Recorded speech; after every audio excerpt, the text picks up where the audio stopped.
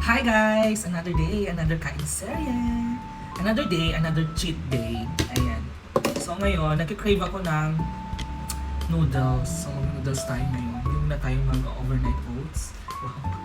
Yes! Nag-overnight oats ako kasi ako. Para medyo mabawasan yung timbang natin. So ayan, so bumili ako ng, ito yung lagi kong binibili dito sa Thailand.